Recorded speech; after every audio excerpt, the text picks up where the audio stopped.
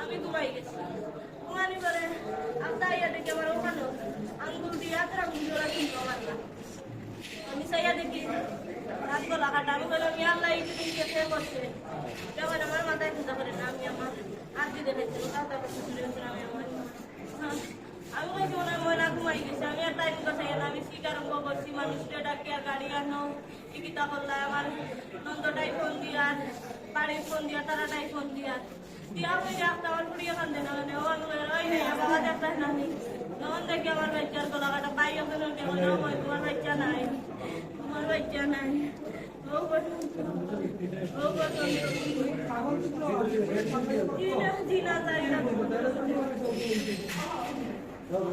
এমনি দান্দার নিরাই বই রইছা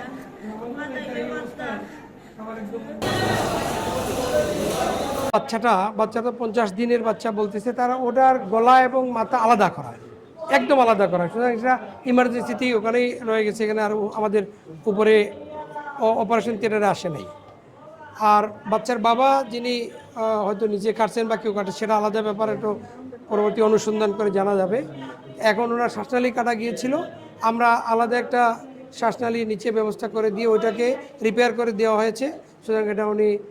out of danger উনি ভালো হয়ে যাবেন এবং মোটামুটি সুস্থ লাইফ লিড করতে পারবেন আশা করি। পর্যন্ত আসলে কী কারণে ঘটনা ঘটেছে এটা জানা যায়নি কারণ যেহেতু ভিকটিম আমি এতক্ষণে ওটিতে ছিলাম ভিকটিম এখনও সে কথা বলতে পারে না তবে ডাক্তারের কাছ থেকে জানিয়েছি যে আউট অফ ডেঞ্জার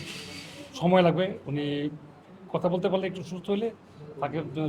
তাকে জিজ্ঞাসা করলে জানা যাবে যে প্রকৃতপক্ষে ঘটনাটা কী হয়েছিল কী কারণে ঘটনা ঘটেছিল বা কে ঘটাচ্ছিল এই জন্য আমাদের একটু অপেক্ষা করতে হবে আমরা এটা আপনাদেরকে অবশ্যই আমরা আপডেট দেবো।